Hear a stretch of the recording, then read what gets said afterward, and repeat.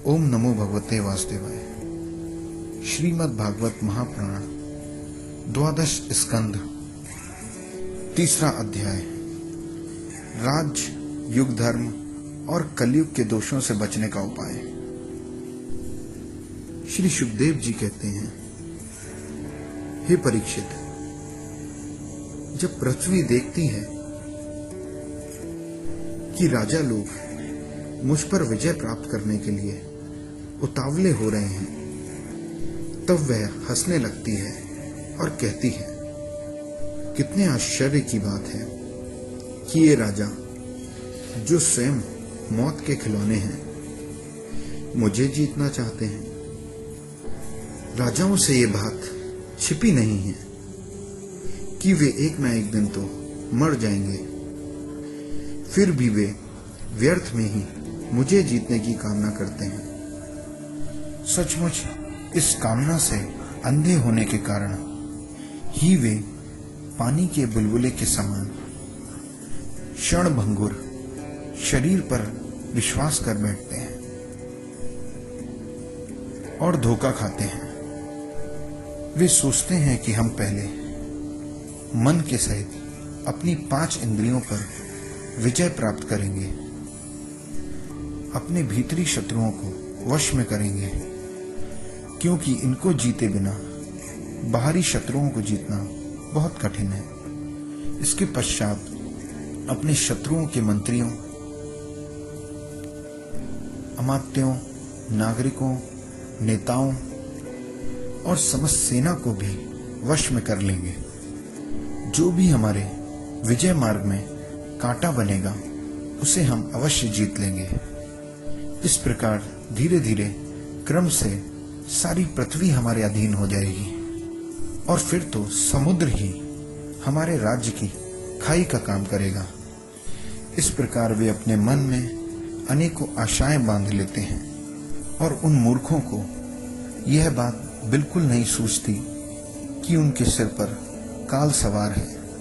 और यहीं तक नहीं, जब एक द्वीप उनके वश में हो जाता है, तब वे दूसरे द्वीप पर विजय प्राप्त करने के लिए बड़ी शक्ति और उत्साह के साथ समुद्र की यात्रा करते हैं। अपने मन को, इंद्रियों को वश में करके लोग मुक्ति प्राप्त करते हैं, पर ये मूढ़ उनको वश में करके थोड़ा सा भूभाग ही प्राप्त करते हैं। इतने परिश्रम और आत्म संयम का यह कितना तुच्छ फल है। हे परीक्षित, पृथ्वी कहती है, बड़े बड़े मनु और उनके वीर पुत्र मुझे ज्यों का त्यों छोड़कर जहां से आए थे वहीं खाली हाथ लौट गए। मुझे जीत कर भी अपने साथ न ले जा सके। अब ये मूर्ख राजा मुझे युद्ध में जीतकर अपना सारा परिक्रम और जीवन लगाकर वश में करना चाहते हैं। जिनके चित्त में यह बात घर कर गई है कि यह पृथ्वी मेरी है, उन दुष्टों के राज्य में मुझे हासिल करने के लिए पिता पुत्र और भाई भाई भी आपस में लड़ बैठते हैं। वे आपस में यह कहते हुए लड़ मरते हैं कि ओ मूढ़, यह सारी पृथ्वी मेरी है, तेरी नहीं। न जाने कितने राजा आए और गए, और उनमें कुछ तो परम प्रतापी थे जिनको कोई जीत न सका, परंतु कोई भी मुझे अपने साथ ले जा न सका, अपितु मेरा एक कण भी अपने साथ ले जा न सका। परंतु वे जीवन भर यही दंभ भरते रहे कि ये पृथ्वी मेरी है। अब केवल उनकी कहानियां शेष मात्र रह गई हैं।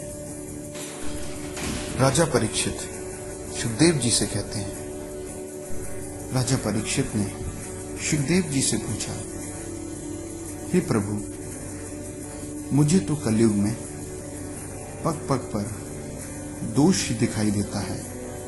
उस समय लोग किस उपाय से इन दोषों का नाश करेंगे?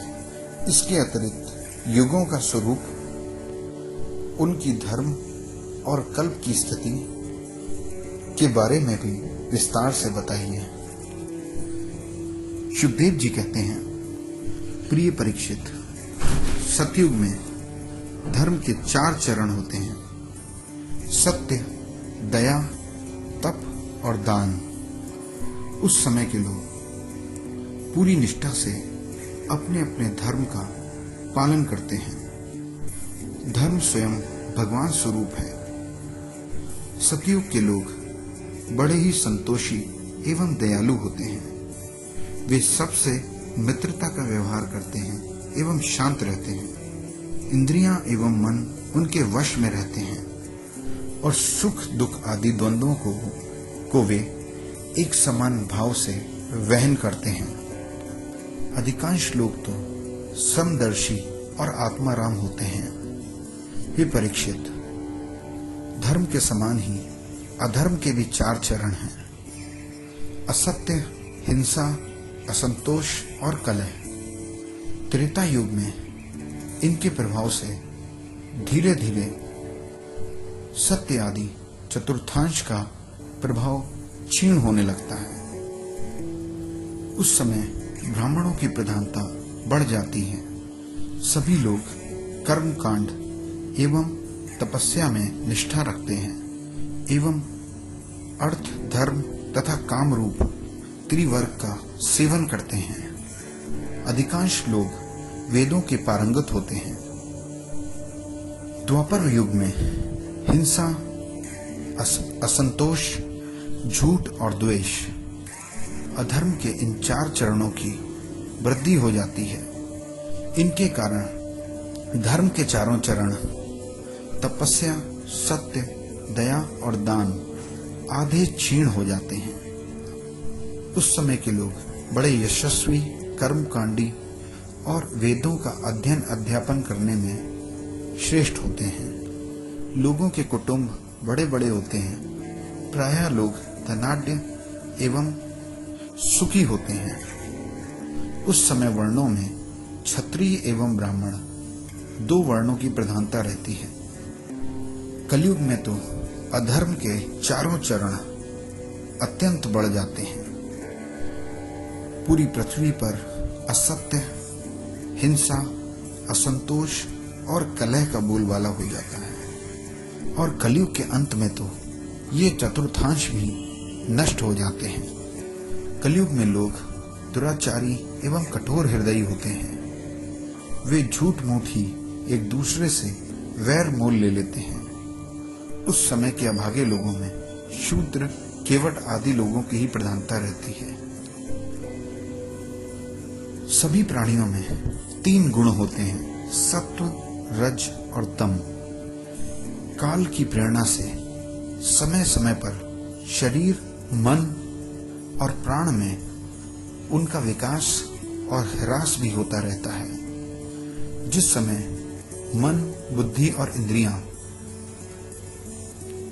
सत्व गुण में स्थित होकर अपना अपना काम करने लगती हैं, उस समय सतयुग समझना चाहिए। सत्व गुण की प्रधानता से मनुष्य ज्ञान और तपस्या से अधिक प्रेम करने लगता है। जिस समय मनुष्यों की प्रवृत्ति सुखों और लौकिक, परलौकिक भोगों को भोगने की होने लगती है तथा शरीर, मन और इंद्रियां रजोगुण में स्थित होकर काम करने लगती हैं, बुद्धिमान परीक्षित उस समय समझना चाहिए कि त्रेता युग अपना काम कर रहा है।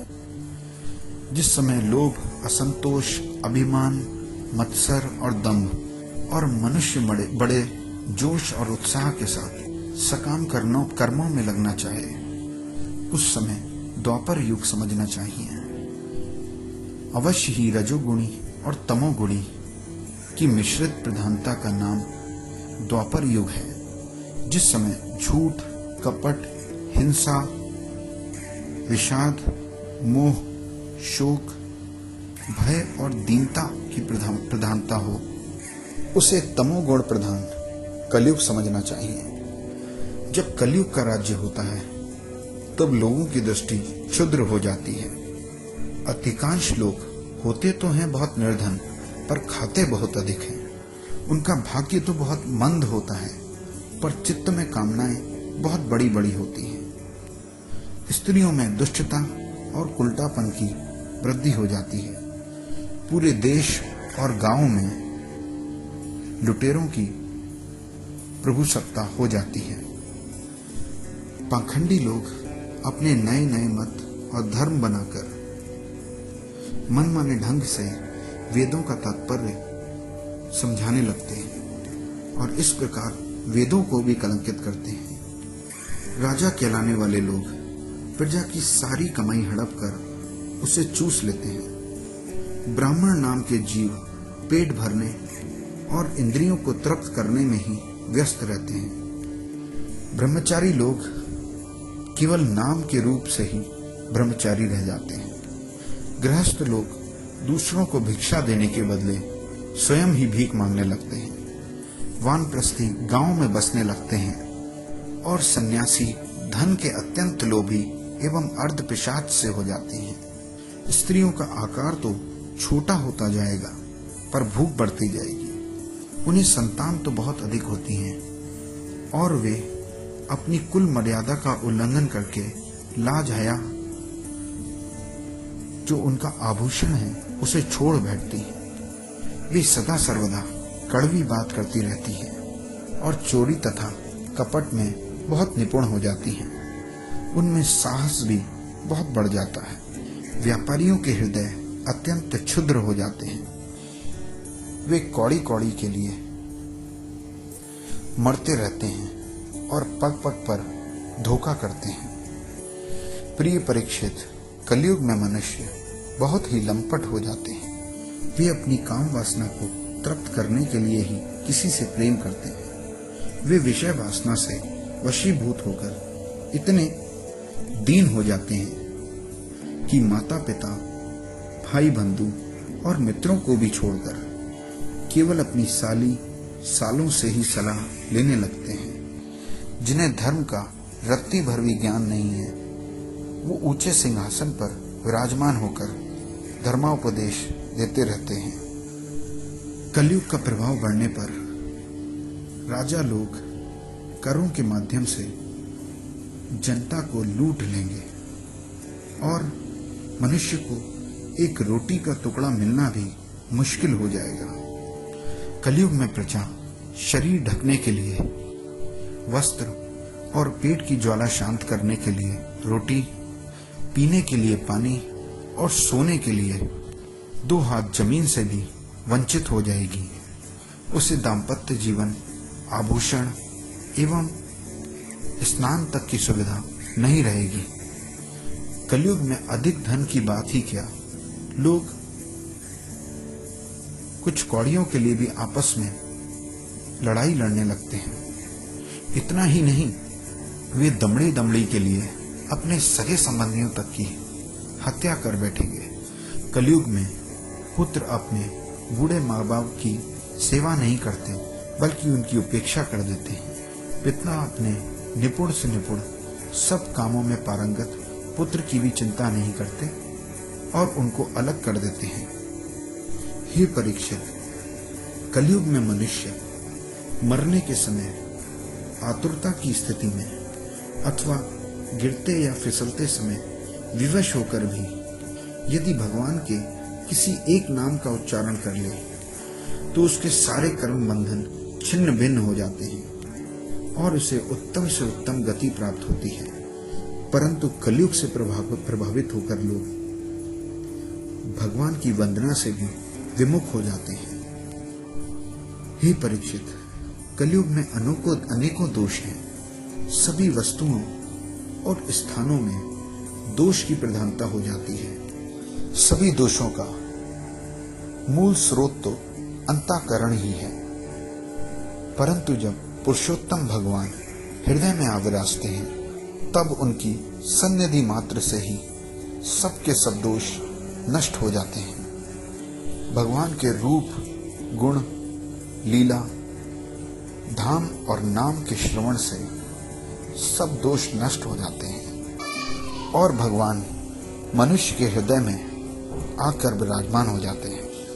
और एक जन्म के पापों की तो बात ही क्या, हजारों जन्मों के पाप ढेर के ढेर क्षण में ही नष्ट हो जाते हैं। जैसे सोने को अग्नि में गलाने पर उसमें लगे सारे धातुओं के तत्व नष्ट हो जाते हैं, वैसे ही साधकों के हृदय में स्थिर होकर भगवान विष्णु उनके जन्मों जन्मों के दोषों को सदा के लिए नष्ट कर देते हैं। हे परीक्षित, विद्या, तपस्या, प्राणायाम, समस्त प्राणियों के प्रति मित्र भाव, तीर्थ स्थान, व्रत, दान और जप आदि किसी भी साधन से मनुष्य के अंतःकरण की वैसी वास्तविक शुद्धि नहीं होती जैसी शुद्धि भगवान पुरुषोत्तम के हृदय में विराजमान होने से हो जाती है।